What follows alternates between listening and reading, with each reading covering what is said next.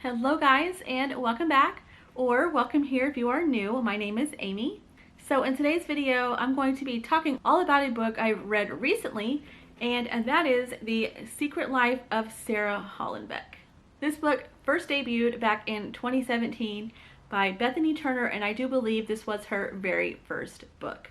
I don't believe I ever heard this from anyone recommending on BookTube or Bookstagram, but I believe when I was searching for other books, this came up as a suggestion. So I decided to check it out, and I was reading all about it, and I decided, hey, why not? So I hope you guys do not think I'm weird for telling you this, but you know what? We all have the tropes that we like. Well, one of my very favorites, and I don't even know why this is, when a love interest is a pastor. I don't know, a pastor and like a member of the church. Don't make fun of me, don't judge me. I just, for some reason, I like that combination, not only in books, but in movies too. So when I read this book and I saw that it did involve a pastor, I said, I've got to check this out. And wow, okay. This book is a doozy. I have mixed feelings because a part of me really does like this book.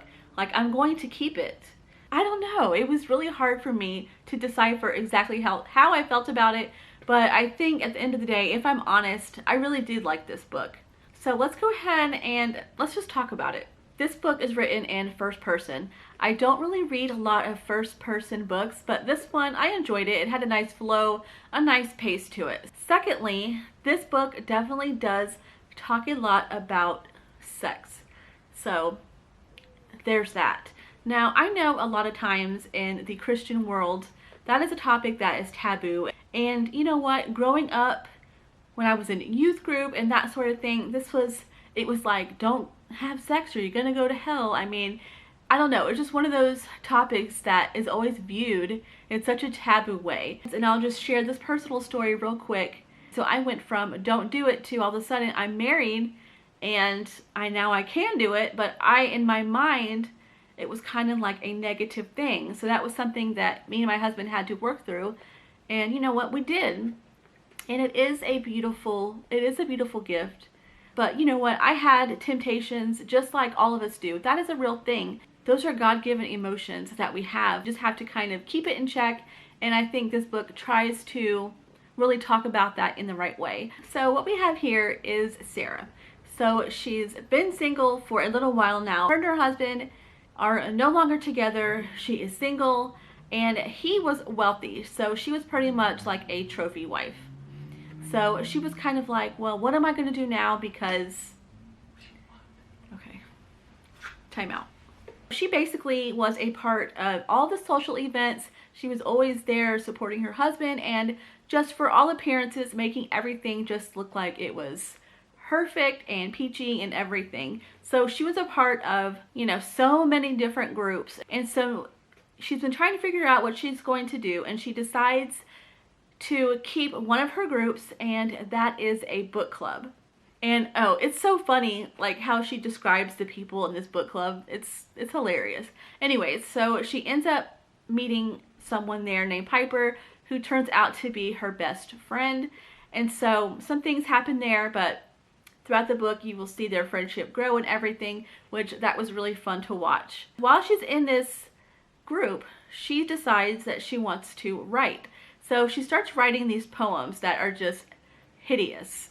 And finally somebody in the group tells her, okay, these are terrible. They were like, now you are a good writer, but these stories are just, these poems are awful.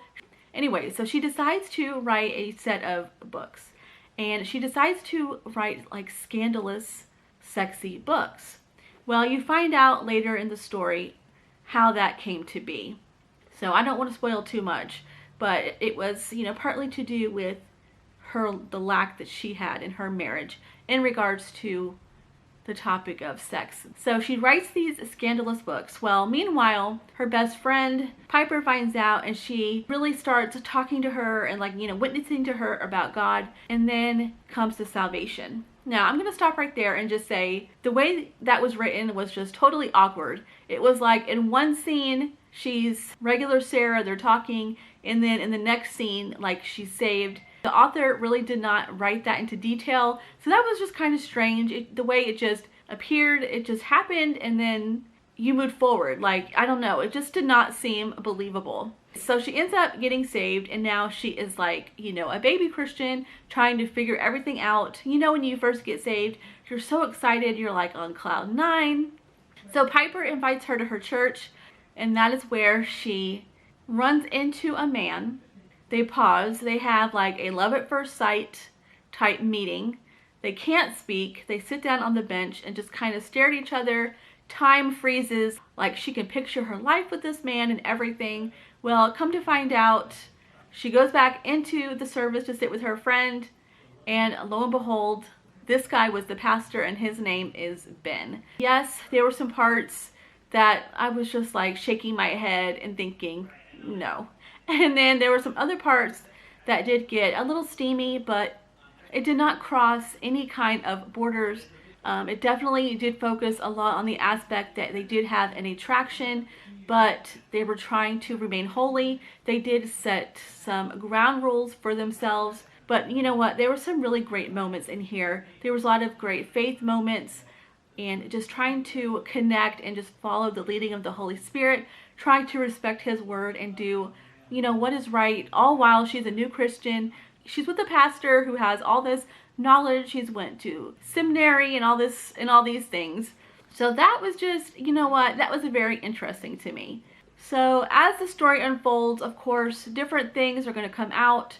Like I stated, she did write scandalous books, and she's dating a pastor. So that right there is a recipe for disaster.